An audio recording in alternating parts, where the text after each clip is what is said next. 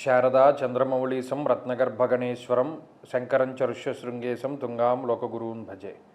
శృంగేరి శారదాపీఠ ఉభయ జగద్గురువుల యొక్క పాదపద్మాలకి నమస్కారం చేసుకుంటూ, అలాగే జ్యోతిష్ శాస్త్రాన్ని భావితరాల వారికి ప్రసాదించిన ఋషుల యొక్క పాదపద్మాలకి నమస్కారం చేసుకుంటూ, నాకు ఈ జ్యోతిష విద్యను నేర్పిన గురువర్యులు జ్యోతిష బ్రహ్మ కీర్తిశేషులు శ్రీ ఈరంకి సూర్యనారాయణమూర్తి గారు, సూర్యశ్రీ దైవజ్ఞ గారి యొక్క పాదపద్మాలకి నమస్కారం చేసుకుంటూ, ఓం శ్రీ మహాగణాధిపతి నమః, శ్రీ గురుభ్యో నమః, హరి ఓం. వీక్షకులందరికీ నమస్కారం. సెప్టెంబర్ మాసమందు ఏ విధమైనటువంటి గ్రహస్థితి ఉన్నది, ఆ గ్రహస్థితి వల్ల మీ రాశి వారికి ఏ విధమైనటువంటి ఫలితాలు కలగబోతాయి అనేటువంటి విషయాన్ని క్లుప్తంగా ఈ వీడియో ద్వారా తెలుసుకునేటువంటి ప్రయత్నం చేద్దాం.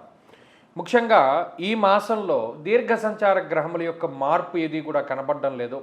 అనగా గురువు కర్కాటక రాశి యందు సంక్రమణంలో ఉన్నారు, శనేశ్వరుడు వక్రగతిలో సంచరిస్తూ ఉన్నారు మీనరాశిలో, రాహుకేతువులు కుంభ సింహరాశుల యందు సంచరిస్తూ ఉన్నారు. అలాగే ఈ మాసమందు రవి యొక్క సంక్రమణం 18వ తారీఖున ఏర్పడుతూ ఉన్నది.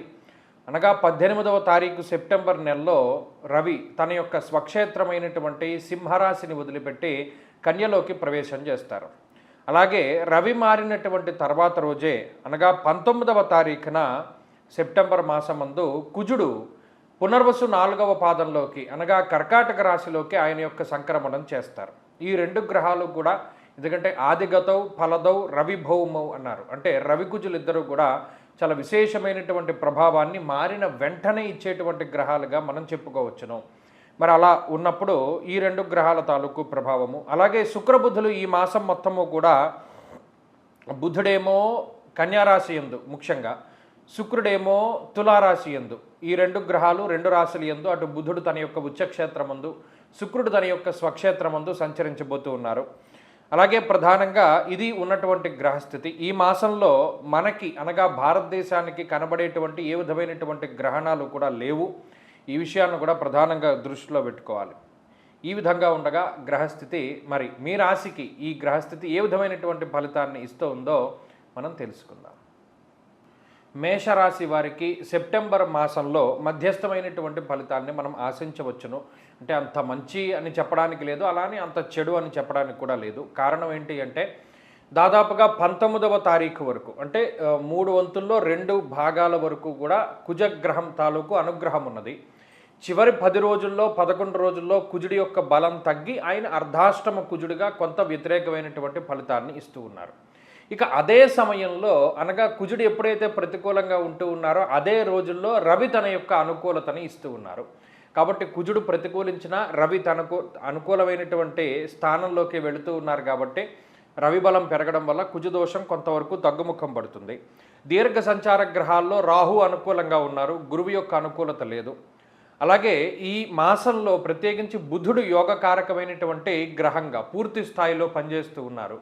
కాబట్టి చాలా ఎక్కువ సంఖ్యలో గ్రహాలు కొంతమేరకు అంత ఇబ్బంది పెట్టేటువంటి పరిస్థితులు లేవు. అయితే ఏలినాటి శని తాలూకు ప్రభావాన్ని ఈ మాసంలో కొంతవరకు చూడవచ్చును.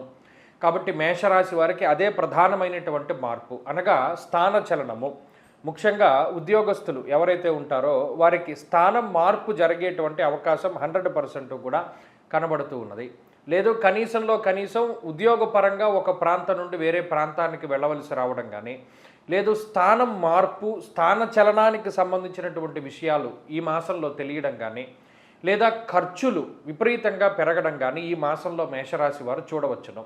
కాబట్టి ఈ మాసంలో ఆర్థికమైనటువంటి క్రమశిక్షణ చాలా అవసరము. ఎందుకు అంటే ఖర్చులు ఎక్కువగా కనబడుతూ ఉన్నాయి, అనుకోనటువంటి ఖర్చులు ఎక్కువగా ఉన్నాయి. అందులోనూ కుజుడు 4థ స్థానంలోకి వెళ్ళినప్పుడు భాగ్యహానిర్భయం క్రూరహ అన్నది శాస్త్రమందు.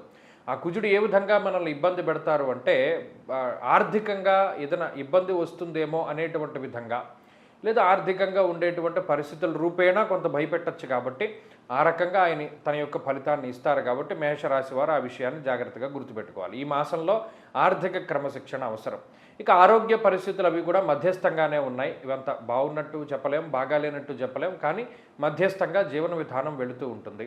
కుటుంబపరమైనటువంటి విషయాలు కూడా మధ్యస్థంగానే గోచరిస్తూ ఉన్నాయి. కుటుంబ సభ్యుల యొక్క సహకారాలు ఇవన్నీ కూడా కొంతమేరకు లభిస్తూ ఉంటాయి. కుటుంబానికి తగినటువంటి సమయాన్ని కేటాయించుకుంటూ కొంత ప్రయారిటీ పరంగా ఉద్యోగము కుటుంబం ఇవన్నీ చూసుకుంటూ ముందుకు వెళుతూ ఉంటారు. కాబట్టి అవేవి ఇబ్బందులుగా కనబడడం లేదు.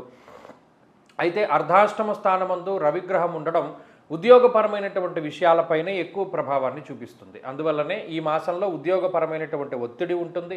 ఉద్యోగాన్ని మారవలసినటువంటి పరిస్థితులు ఏర్పడడం ఇత్యాది విషయాలన్నీ కూడా మేషరాశి వారిలో ప్రధానంగా కనబడుతూ ఉన్నాయి. కాబట్టి ఈ మాసంలో ప్రత్యేకించి ఆర్థిక క్రమశిక్షణతో పాటుగా ఉద్యోగపరమైన విషయాల్లో చాలా జాగ్రత్తగా ఉండడం చెప్పదగినటువంటి సూచన.